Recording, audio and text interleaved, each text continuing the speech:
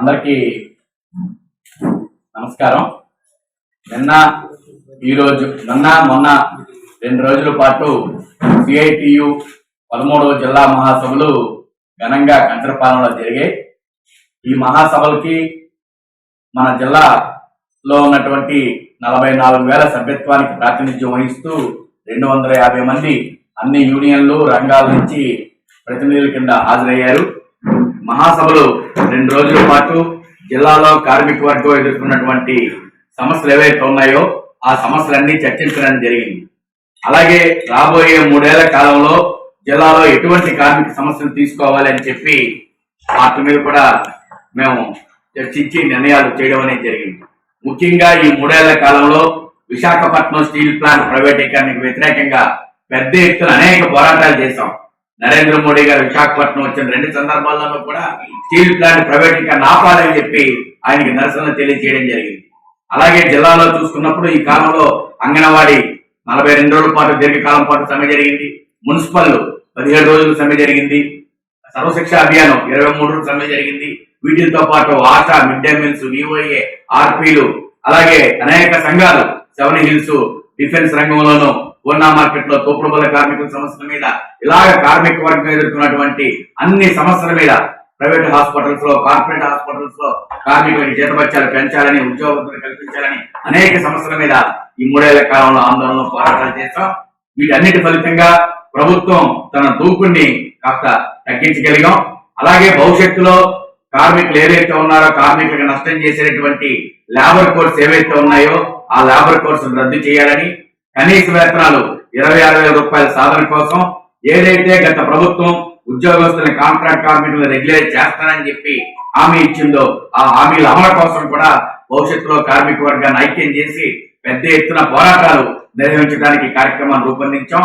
ముఖ్యంగా మనం చూసుకుంటే వీటితో పాటు కార్మికుల సమస్యలతో పాటు ప్రజలందరికీ సంబంధించిన సమస్యలు ఈ రోజున విద్యుత్ స్మార్ట్ మీటర్లు పెట్టి ప్రజలను నడ్డి విరగొట్టి గోల్డ్ ఓడగొట్టి మరి డబ్బులు వసూలు చేస్తాం.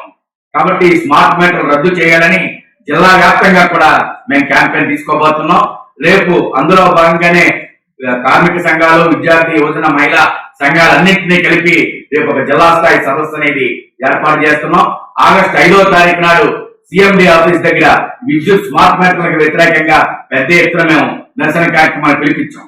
ఓ పక్క కార్మిక సమస్యలతో పాటు మరో పక్కన ప్రజలు ఎదుర్కొనేటువంటి అనేక సమస్యల మీద కూడా ఈ మన మహాసభలో చర్చించడం జరిగింది.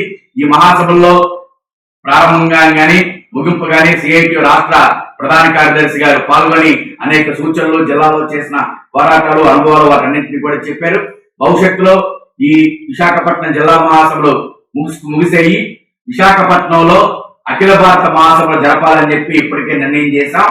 డిసెంబర్ 31వ తారీఖు నుంచి జనవరి 4వ తారీఖు వరకు విశాఖపట్నంలో సిఐటియు అఖిల భారత మహాసభలు అనేవి జరుగుతున్నాయి. సిఐటియు ఏర్పడ్డ ఈ 55 ఏళ్ల కాలంలో మొట్టమొదటిసారి విశాఖలో అఖిల భారత మహాసభలు జరపడం అనేది మొదటిసారి. దీనికి దేశవ్యాప్తంగా అన్ని రాష్ట్రాల నుంచి 1,500 మంది వివిధ కార్మిక సంఘాలకి నాయకత్వం వహిస్తూ పోరాటాల్లో అనుభవైనటువంటి కార్మిక అత్యంత మహాయోధులందరూ కూడా ఈ మహాసభలకు హాజరవుతున్నారు. విశాఖపట్నంలో అఖిల భారత మహాసభలకు ఆతిథ్యం అవ్వడం మా అదృష్టంగా భావిస్తూ ఉన్నాం.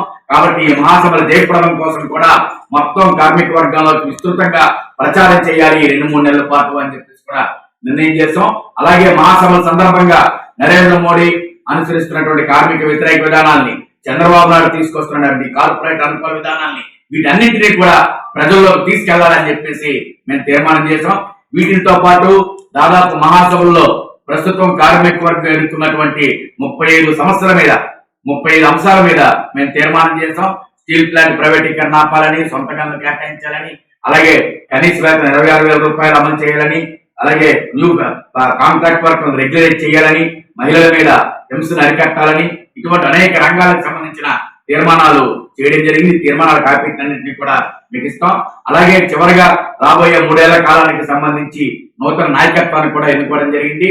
26 మంది జిల్లా ఆఫీస్ బేరర్స్ గాను 120 మందితో కౌన్సిల్ ఈ ఏకగ్రీవంగా మహాసభ ఎన్నుకోవడం జరిగింది. సిఐటియు ఈ ఎన్నికైనటువంటి వాళ్ళందరూ కూడా ఈ అఖిల భారత మహాసభ జయప్రదం చేయడం కోసం భవిష్యత్తులో కార్మిక వర్గం ఎదుర్కొన్నటువంటి అన్ని స్థాయిల్లో సమస్యల మీద పెద్ద ఎత్తున కార్మిక పోరాటాలని ఉధృతం చేయడం కోసం మహాసభల్లో తీర్మానం చేయడం జరిగిందని చెప్పి మీ ద్వారా తెలియజేస్తూ ఉన్నాం. Welcome to our YouTube channel. Don't forget to like, subscribe and share the videos.